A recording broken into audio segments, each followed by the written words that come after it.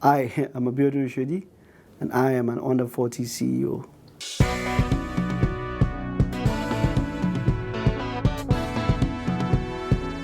African Renaissance. The concept that the African people and nation shall overcome the current challenges confronting the continent and achieve cultural, scientific, and economic renewal is here, with young men and women taking the lead. Some call them the new school heroes. We call them under 40 CEOs. A graduate of the Nigerian Navy Secondary School, Abiodun attended the University of Lagos for both his first and second degree in mechanical engineering. He started out as a project manager at ILG Engineers Nigeria Limited in July 2005 and moved on to become the head of the Lagos office by 2007. By August 2011, Abiodun was promoted to head of engineering and by 2013 went on to become director of business development and engineering. Today, Abiodun Oshodi is the managing director at ILG Engineers Nigeria Limited. All right, welcome to Under 40 CEOs, Abiodun. Thanks, Fabs. All right, man. You attended University of Lagos where you bagged your first degree in engineering and, of course, your second degree as well, your master's degree. Tell me about those series of events in your childhood, that helped you find your passion in engineering. Tricky. I was never a bookworm. Though when you say bookworm, I enjoyed reading. I did like reading a lot. My dad once got me a book about ships, vessels, how vessels were made, and it captured the history of how vessels were made from coal, steam engines, down to the conventional engines we have now. And that was what initially got me interested in engineering, mechanical engineering. I wanted to study aeronautical engineering, but then a couple of my dad's friends convinced me that Nigerians that studied aeronautical engineering in the United States never get to work in the aerospace industry. So I settled for civil engineering in Yabatech, which was because I filled the wrong course on my polyjam form.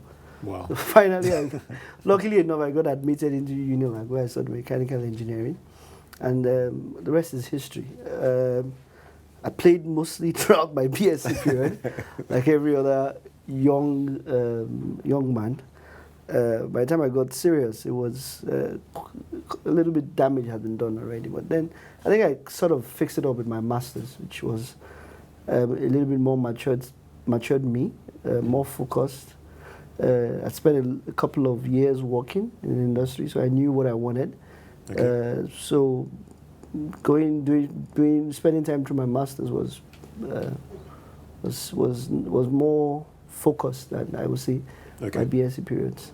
All right, so you've spent about 19 years, at this firm, and you slowly worked your way up, to being a managing director. Yeah. Please do tell me about your journey.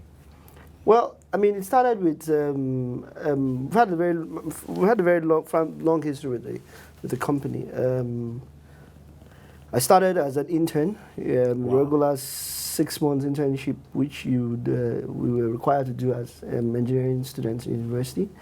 And then there was another 6 months period I spent in the year 2000 when University of Lagos was shut down because of student unrest. And then right after I finished my BSc thesis, ILF asked me to join them. Okay. And I worked all up my ladder as a young junior engineer, project engineer, project manager, head of Lagos office, head of engineering, business development director, deputy managing director, and now a couple of months I took over the helms of affairs as managing director. One of the things ILF has always done for me is always made me feel responsible, and not just as a student. I was responsible for projects even when I was a very young engineer and knew nothing about how practical engineering work was done. I was given responsibilities, and I think I took them seriously, and I must have impressed a couple of people.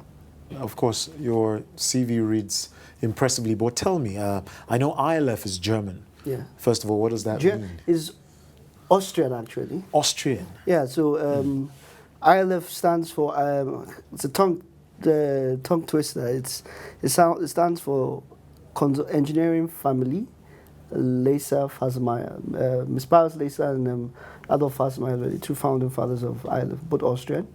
The reason why a lot of people confuse us as German is because the headquarters for oil and gas is situated in Munich. Okay. And of course, the infrastructure half of ILF is situated in Innsbruck, which is in Austria.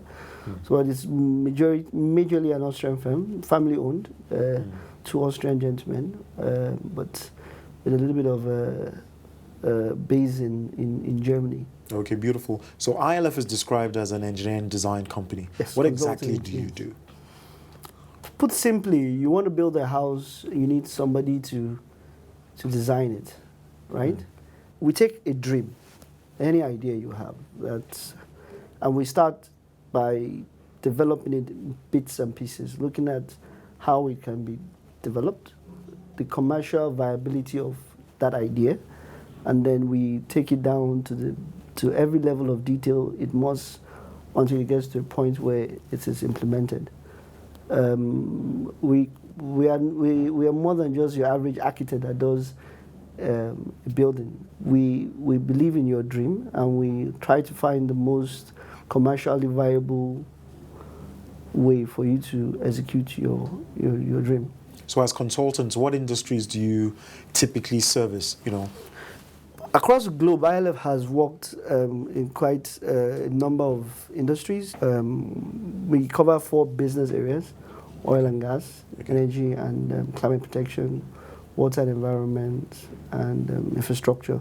Predominantly here in Nigeria, it's been mostly oil and gas and energy and power. But in the most recent times, we've started moving quite a bit into infrastructure.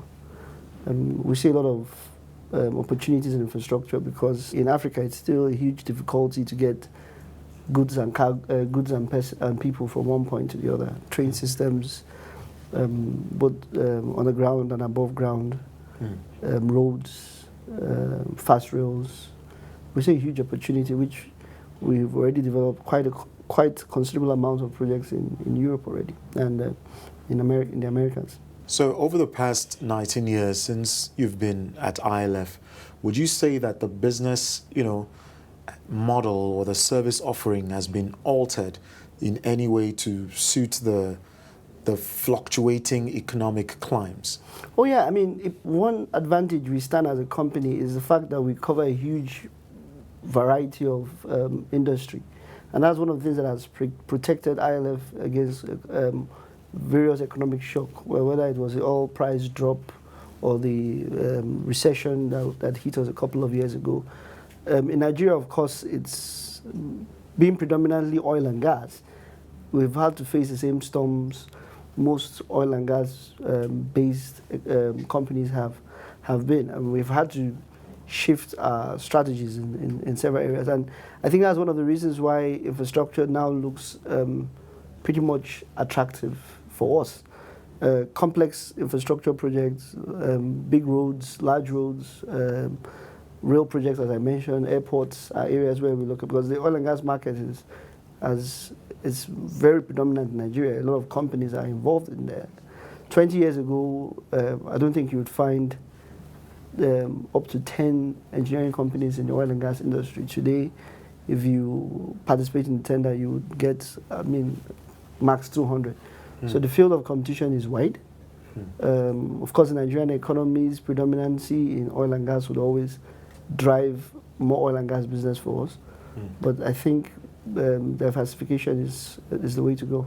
I made an observation. You've been here for 19 years. You started your career here. You're probably planning to end or terminate your career here. What is the strategy at ILF for getting people to commit the entire lifespan of their career to the firm? What's your strategy? We all struggle to be an employer of choice.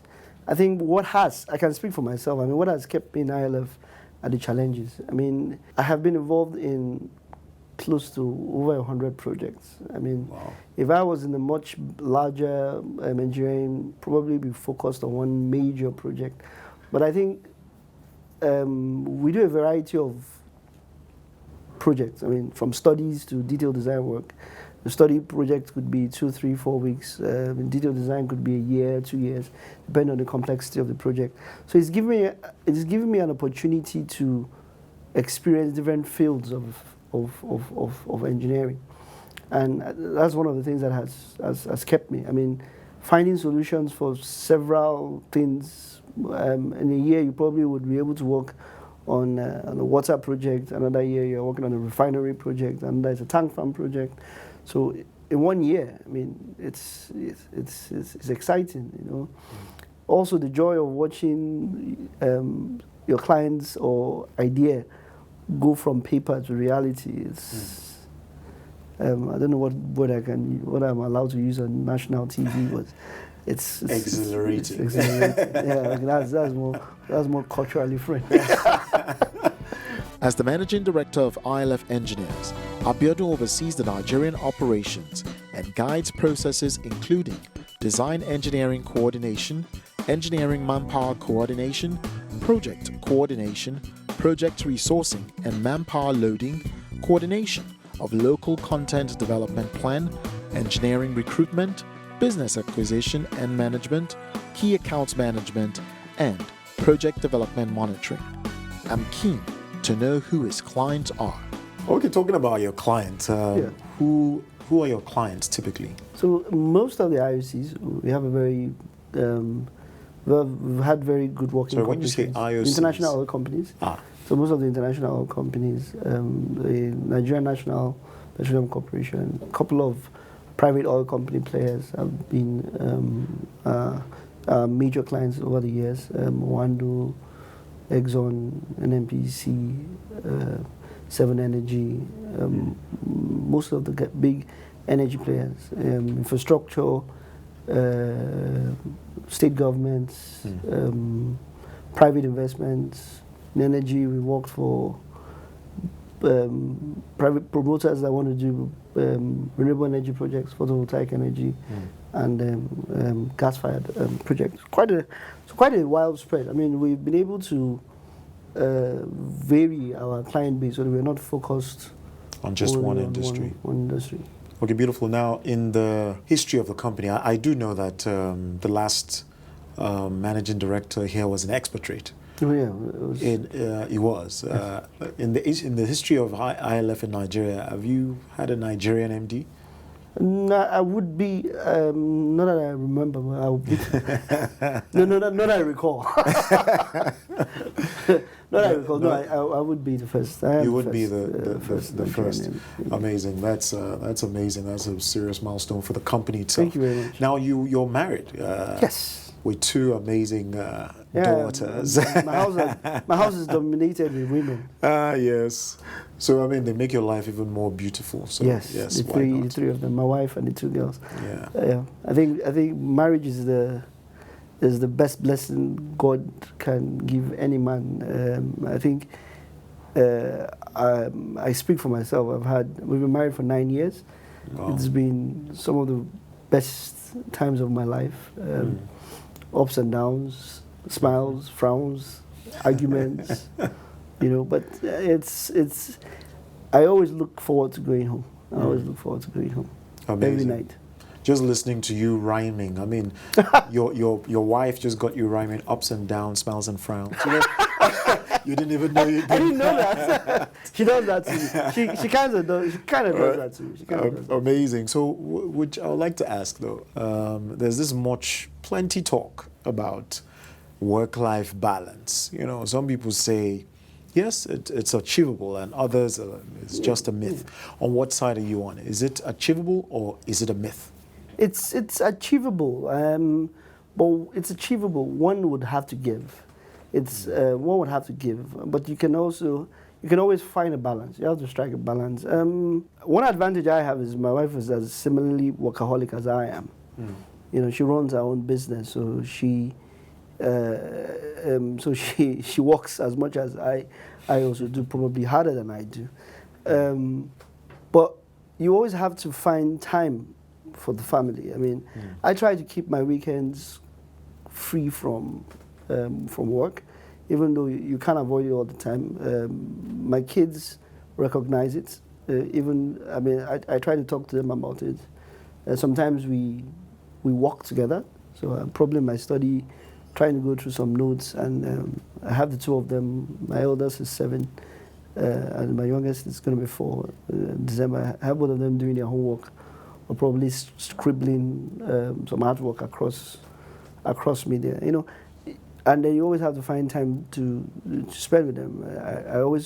I make sure I drop them off in school every morning. It's compulsory. I do that except if I'm out of town.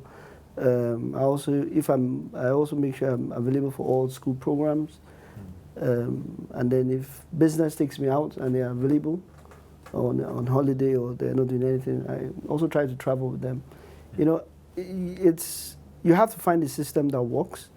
You also have to be open to your family about it, because you're going to be a nuisance at some point. When you're a pensioner and they're the ones working. So they're going to have you have to show them that, look, you have to find a balance in life, and it works. So far, so good. It works. All right. You mentioned earlier regarding the business that you've encountered some challenges. Oh, yeah. So what are those challenges that you've had to overcome? Because I believe you have overcome a couple of those challenges to make the strides that you've made so far. I mean, working in Nigeria is not one of the easiest environments to work with. I think every business owner in Nigeria or someone who runs a business knows what obtains in Nigeria. The changes in policies are one that you have to be flexible to. We've had to make our systems, our business processes flexible, so we're able to change when the economy falls and when the economy picks. In the last 2 years, we've been hit by the drop in crude oil price, and hence a lot of investment in oil and gas also has slowed. And before that, we've also had to contain with the indecision of our government with regards to the Nigerian Oil Reform Act, which have taken very different names and definitions. But we've survived being conservative, try to keep as much as we need, and then we expand as the environment improves. It's been painful for the last 2 years because we've had to send some really good people home, and we do look forward to them joining us when the economic situation improves. The opportunities in Nigeria are great. I mean, you speak to any entrepreneur. You don't have to speak to me myself, but here you can make double-digit returns on your investment if you are given the right atmosphere to work. All right. So you're a very well-traveled man. You tell me, how has travel, and interacting with different cultures helped to shape your person and impacted your business? Oh, greatly. I mean, first and foremost, I work in one of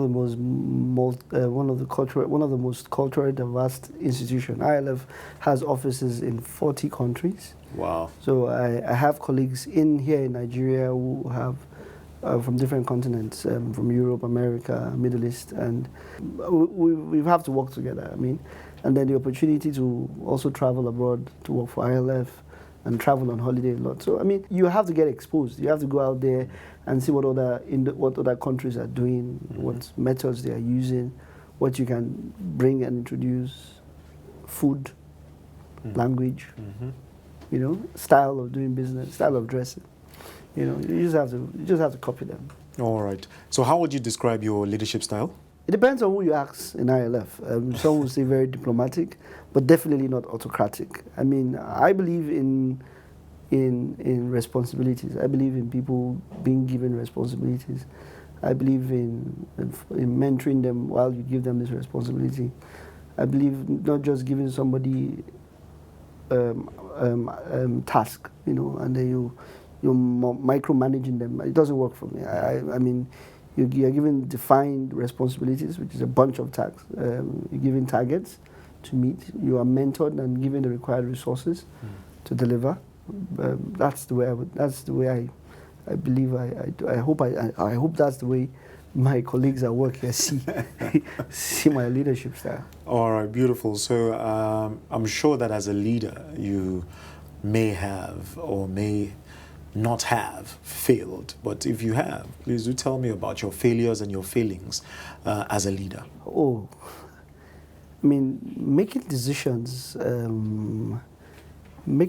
every day, you have to bear in mind that there are the chance you will have 50-50 chance that you'll be taking the wrong one. You just have to work based on the best information available to you. I have failed several times, taking the wrong decision. I've led even my colleagues to take wrong decisions, but the most important thing is learning from those mistakes and moving on. You can't continue to dwell on them because it's just a time waster. You know, you just pick up, move on to the next opportunity. I mean, you can wonder, oh, what did I do wrong? How could I have done this differently? But that's it. You go to the next task. So what values are important to you and your firm? Oh, honesty, trust. Quality is very important to us. I mean, we've been in Nigeria for over 40 years. Wow. And there must have been a reason why we've been successful here. And I think one of that reasons is quality. Our clients is very, very important to us. Compliance is also something we take very, very seriously. So honesty, trust. If you had the opportunity to to go on this journey over again and start from scratch, what mistakes would you avoid making? I've never thought of that question. I mean, nobody has asked me that question before. What mistake? What will I do differently? Not much. Really, not much. I've enjoyed my journey. I've enjoyed I've enjoyed what I've done. I've enjoyed what I've done to today. There's a lot more I hope to do. Keep pushing. Probably change my height. Become a bit taller. But again, I have no regrets. I have no regrets. Awesome. So what would you say, talking about regrets, has been the biggest letdown you've had in your career so far? Biggest letdown? You said we're going to be simple questions. These are tough ones. What's the biggest letdown in my career? To be honest, none. I mean, none. I mean, every time I felt there have been a letdown or where I thought things should have happened differently. I've always ended up enjoying what I have done. I mean, a couple of examples. The first time I was asked to manage a project with ILF, I didn't want to. I was okay being that technical man, doing the drawings and doing the calculations. So now trying to manage people and worry about budgets and schedules and timelines was not something I was looking forward to. But after I was convinced to take one project on, I wanted nothing else but to manage projects. So that has been my philosophy. As in, I struggle against the change. I say, okay, let me give it a shot. And finally, fall in love with it, and then take it up again, and then another change comes. So really, there's nothing really I look back at and say, okay, I wish I could have done this different. With key values of his firm, including honesty, Abiodun has been quite honest about his failings as a leader. I'm, however, keen to know what he does with his time away from work, and also what his lifestyle choices are. I have a few quick-fire questions for you. What do you love to eat? Rice. Simple. So how would you describe your fashion style? Simple. What brands do you love to wear? Oh, Hugo Boss. What other CEOs do you currently look up to? Bill Gates. What was your favorite travel destination? Paris. Your favorite car to drive? Vaux. Sorry? I got you there. Give me a Benz anytime. What's your favorite book of all time? None, really. I haven't found that. I'm a big Winston Churchill fan, and I quite love his books, really love his books. I haven't found that one book that I would say, yeah, this is my favorite book of all time. I haven't found it yet. So what book are you reading right now? I'm reading The Price. It's a book written by Daniel Jorgen. It's about oil, the history of oil, the impact the oil industry has had on economies and countries. Okay, beautiful. Lastly, I would like to know, Abiodun, what makes you happy? Getting up every morning and finding a solution to a problem. Amazing. Thank you for coming on Under 40 CEOs, Abiodun. Thank you, Fabs. Hi, my name is Abiodun Oshodi, and you too can be an Under 40 CEO.